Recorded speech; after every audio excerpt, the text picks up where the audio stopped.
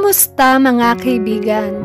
Halina at ating pakinggan ang isa na namang kwento na magbibigay sa atin ng inspirasyon, saya at kilig. Pero kung bago ka pa lang sa aking channel, pakiclick ang subscribe button, pati na rin ang bell icon para lagi kang updated sa parating pa na upload. Akala ni Ashley ay nananaginip siya. She was lying on a soft bed. The room was in semi-darkness and somebody was nuzzling her neck. She felt stubbles against the skin of her neck. Iyon ang gumising sa kanya ng totohanan. Sinubukan niyang tumayo pero sobrang sakit ng ulo niya kaya muli siyang napahiga. You're awake. Ang boses na iyon na nag-remind sa kanya ng ilang alaala kung ano ang nangyari sa kanya. Nasa party siya, umiinom ng vodka sa gazebo. Pumayag siyang sumama sa lalaking ito. Grabe, siguro iniisip nitong she was some pick-up girl. But he was so nice to her kaya hindi siya nakaramdam ng takot. May bake siyang memory na binuhat siya ng binata palabas ng ferry at patungong sa sasakyan. She was so depressed that she could use some kindness. Pero kailangan malaman ng lalaki na mali ang iniisip nito tungkol sa kanya. Gusto niyang sabihin that she was really a nice, decent girl from a good school. Sasabihin niya na kung ano man ang ine-expect niyang mangyari ay hindi pwede dahil she was not at all ready for a one-night stand. Jason! Ibinuka niya ang bibig para magsalita pero lumapat sa bukas ng mga labi niya ang labi nito at nakalimutan niya ang sasabihin. As she marveled at the taste and feel of him, she opened her mouth fully to accept his kiss and she felt his tongue tracing the inside of her mouth. Bago lahat ang pakiramdam na ito sa kanya, itinaas na Jason ang likod niya para maalis ang kanyang damit, and she was powerless to stop him. She just allowed her body and his to take charge. Bahala na. She felt his naked body against hers, and she gloried in its warmth. His hand and mouth explored her body, awakening feelings in her that she never felt before. She discovered pleasure in parts of her body which she never knew existed. May warning bell sa utak niya when he put his knees between her legs to part them. But then his lips moved down, tracing sensual patterns on her chest and stomach, and his kiss crept lower. She completely ignored whatever her mind was telling her. He moved above her and entered her in one sweep motion, and then he stopped. Oh my God! Jason rose above her. Alam ni Ashley kung bakit ito huminto. The pain brought her back to the same reality he discovered. Pero naisip niya na nangyari na rin lang naman, wala nang point para tumigil pa. This was her first time and she was not going to spoil it. Gusto niya magandang memorya na babaunin sa unang pagkakataon that she was made love. She moved her hips higher and gasped with the pain. Please, Jason, help me out. Who are you? Bulong nito. But her warmth was around him and she was moving under him and soon he too was lost. When it was over, naramdaman niya ang lapat ng labi nito sa kanya. And the tenderness of that act brought tears to her eyes. Pero hindi nagtagal iyon dahil ilang sandali lang ay narealize niya kung ano ang kanyang ginawa. She just had sex with a complete stranger. Excuse me, sabi niya bago tumayo patungong banyo. Hindi muna niya iisipin ang nangyari.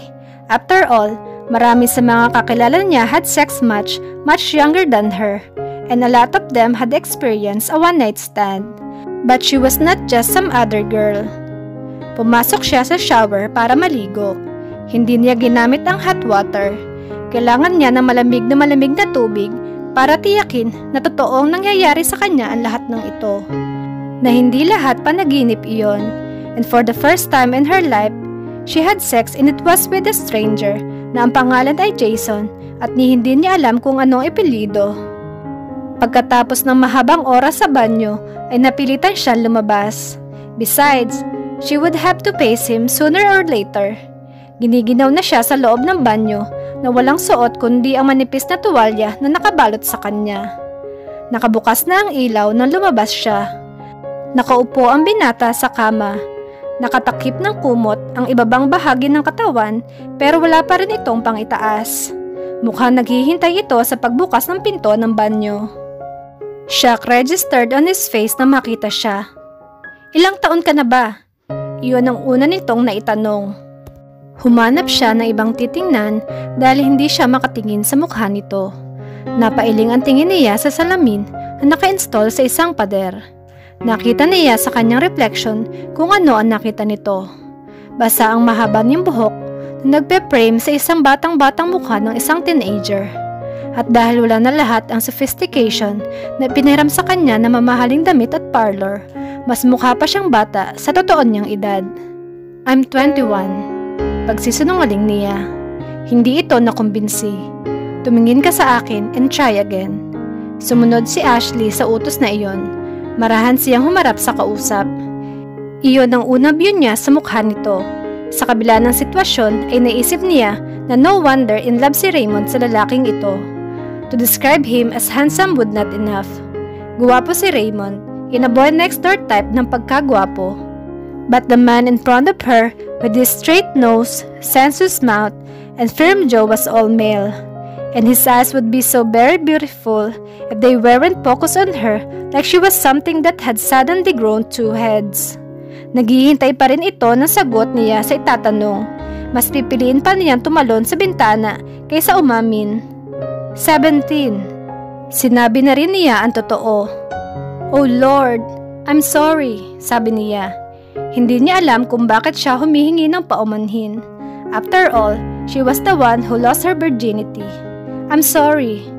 Ulit niya and for some reason, nagsimula siyang umiyak. Katabi niya ito sa isang saglit. Inakbayan siya nito. No, I didn't mean. Sweetheart, please don't cry. Hinaplos nito ang likod niya. Hindi mapigilan ni Ashley ang sarili. Tinawag siya nitong sweetheart. Lalo siyang naiyak. Sorry, hindi ako normally iyakin. Sabi niya na makabawi. Pinawi niya ang luha gamit ang likod ng mga kamay. Come to think of it, I don't normally sleep around either. I notice, sabi nito. Gusto niyang maiyak ulit, pero alam niyang pinapagaan ni Jason ang sitwasyon kaya pinilit niyang ngumiti. Of course you did.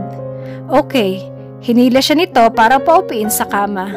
I suppose, pwede tayo magsimula from the very beginning.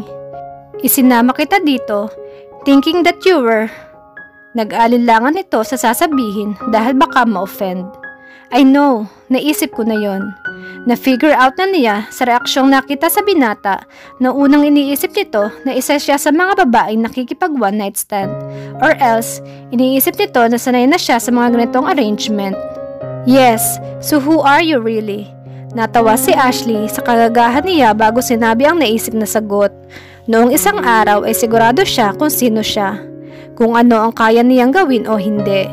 Pero ngayon ay hindi na siya masyadong sigurado. And for Christ's sake, bakit ba ayaw tumigil ng pagkabog ng dibdib niya? Right now, I don't know who I am. Okay, let's make it more simple. Simulan natin doon sa mga alam ko na.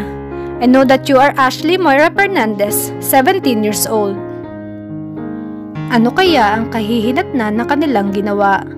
Matuklasan kaya ito ni Raymond? Sabay-sabay nating alamin sa susunod na kabanata ng ating kwento. Maraming salamat po!